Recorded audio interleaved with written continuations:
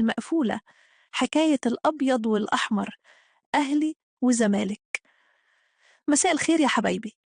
دايما بقول لكم إن البيوت دي فيها أسرار، وأحيانا الأسرار دي بتطلع بره الشقق وتملى السلم والمدخل كله.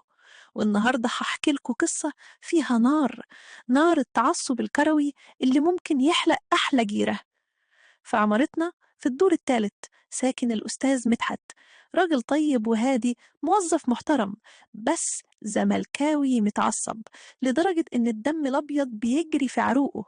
وفوقيه بالظبط في الدور الرابع الحاج فرج، تاجر محترم وصاحب هيبة ووقار، لكن أهلاوي متعصب حتى النخاع.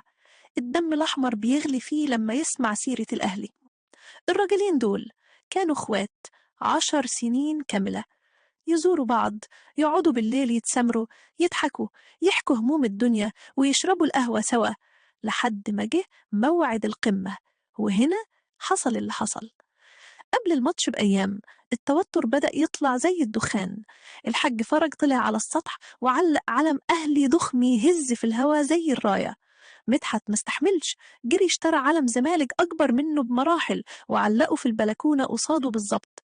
النكت الخفيفة تحولت لتلميحات حادة، والكلام في المدخل بقى فيه لدغ. يوم الماتش الدراما بلغت ذروتها. مدحت نازل لابس تيشيرت أبيض ناصع وماسك سبحة بيضاء، والحاج فرج لابس جلبابه الأحمر وسبحته الكهرومغناطيسية الحمراء. اتقابلوا في المدخل، نظراتهم فيها شرار. اتفقوا على رهان نار، المغلوب يشيل مشاريب القهوة شهر كامل ويدفع فاتورة صيانة الأسانسير. نزلوا الكافيه تحت العمارة، نص القهوة أبيض ونصها أحمر، والأعصاب مشدودة زي أوتار الناي. الماتش كان حرب، وفي الدقيقة الأخيرة من الوقت بدل الضائع جول. الأهلي سجل هدف الفوز. الحاج فرج قام زي المجنون، وقف على الكرسي يرقص ويصرخ: سلخوه، ذبحوه، يا أبيض يا مخلص. مدحت انفجر، ضرب دمه في دماغه، رمى كوباية الشاي على الترابيزة فاتكسرت، وزق الحاج فرج بقوة.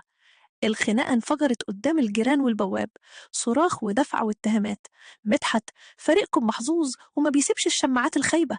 فرج: وانتوا بتلعبوا حجلة وبتوع تحكيم فاسدين.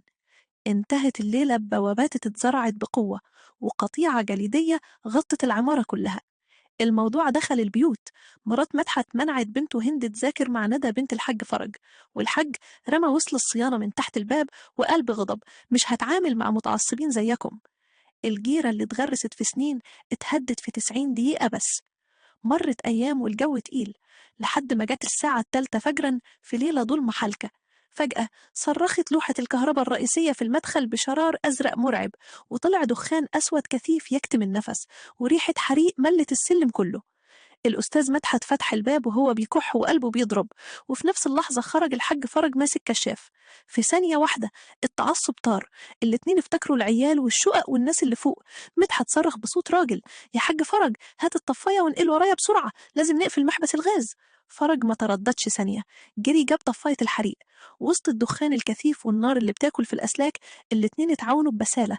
فرج بيضرب بالطفاية بكل قوته، ومدحت بيعافر في المحبس الحديد السخن بإيدينه لحد ما قدر يقفله وقطع الخطر عن العمارة كلها.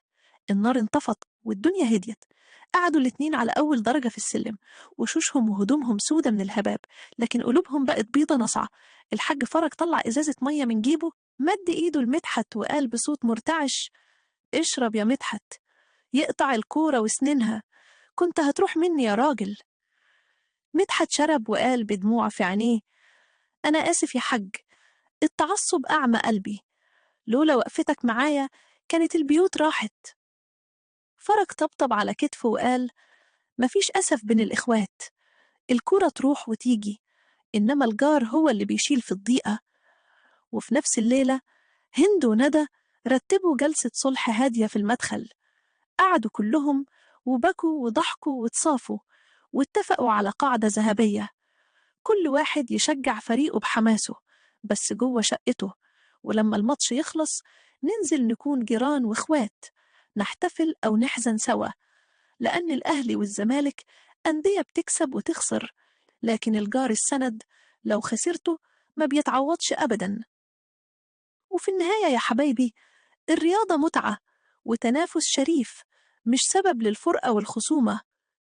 الود والاحترام والاعتدال هم اللي بيحموا بيوتنا وجارتنا.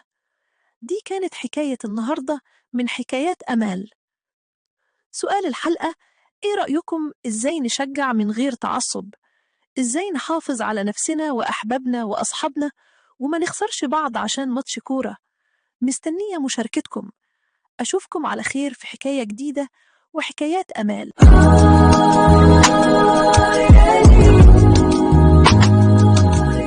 حكايات أمال، حكاية من كل بيت جواها تفاصيل ما حد شاف. دي حكايات أمال.